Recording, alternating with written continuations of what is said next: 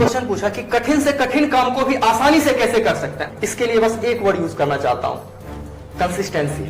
और कंसिस्टेंसी वह चीज है जो पहाड़ों का भी सीना चीर देती है। आपने दशरथ मांझी का नाम सुना होगा। दशरथ मांझी ने उस पहाड़ के सीने को चीर दिया, 22 किलोमीटर की लंबी पहाड़ काट के रख दी।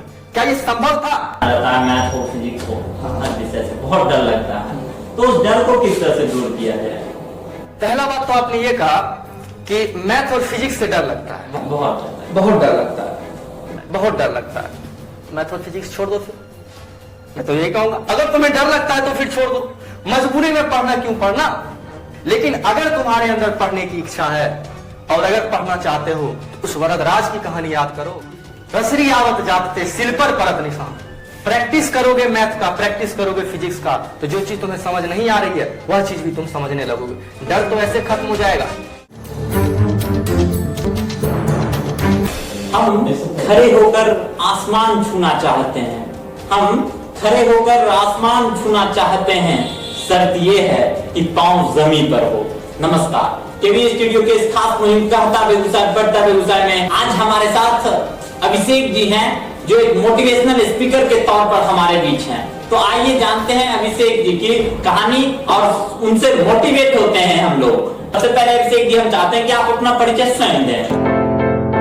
स्थिति दोनों में सेम है कि पहले भी उसे फूल पसंद थे और अब भी उसे फूल पसंद है, लेकिन पहले केस में वह फूल तोड़ रहा था और दूसरे केस में वह फूल को पानी दे रहा है। संस्कृत में गीता का एक श्लोक है, मैं यहाँ पर वह बोलना चाहता हूँ कि उसने जो अपना टेस्ट बढ़ाया, इस पर भगवान श्री कृष्ण ने कहा था कि विषयाविनी वर्तन्ते निराहारस्य देहिनः, विषयाविनी वर्तन्ते निराहारस्य देहिनः, रसः वर्जम रसोपयस्य परम द्रष्टवः निवर्तते। इसका सीधा सा अर्थ यही है कि आप टेस्ट को बढ़ाओ, उसका जो टेस्ट है उसको बढ़ा दो। पहले वह फूल तोड़ता था, अब वह फूल में पानी देता है। बात वही है, लेकिन फायदे बहुत हो रहे हैं।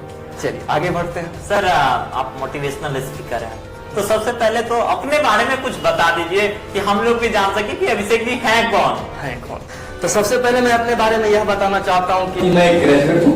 जी, ग्रेजुएट हूँ और मैं एक होम ट्यूटर हूँ। मैं बच्चों को पढ़ाता हूँ। मैं 11th 12th क्लास को केमिस्ट्री और बायोलॉजी पढ़ाता हूँ, जिससे मेरा पठन पाठन भी रेगुलर रूप से चलता रहता है। और 9th 10th के बच्चों को भी पढ़ाता था। तो बच्चों को मैंने पढ़ाना शुरू किया, तो मैंने उसे सिर्फ पढ़ाना शुरू नहीं किया। मैंने बोला कि इसको पढ़ा तो स्कूल भी रहा है, पढ़ तो ये किताब से भी रहे, इनको पढ़ाना नहीं है, इनको सिखाना है। और इनको जो सिखाना है वो डेली लाइफ के एग्जाम्पल से सिखाना है। आजकल के बच्चों को पढ़ाई की जरूरत नहीं है, उसे ये सिखाने की जरूरत है कि तू पढ़ ले। क्योंकि बच्चे को यही नहीं पता कि वह पढ़ क्यों रहा है, कि वह अगर पढ़ रहा है तो वह क्यों पढ़ रहा है, दूसरा क्या पढ़ रहा है, और तीसरा कैसे पढ़ रहा है। अगर उन्हें ये तीनों चीज बता दिया जाए कि वह क्या पढ़ रहा है, क्यों पढ़ रहा है और कैसे पढ़ रहा है, तो वह ऑटोमेटिक पढ़ने लगेगा। आज आपके बीते हुए कल से बेहतर है, इसका मतलब आप आगे बढ़ रहे हैं।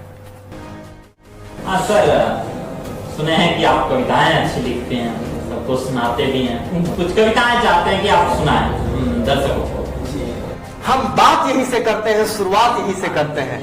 मन के छोटे आंगन में उत्साह नया सा भरते हैं, मन के छोटे आंगन में उत्साह नया सा भरते हैं। जीवन पथ पर चलते चलते राह में गिरते पड़ते हैं, गिरना पड़ना तो लगा रहता है। जीवन पथ पर चलते चलते राह में गिरते पड़ते हैं, आगे बढ़ने की चाहत में सफर शुरू यहीं से करते हैं।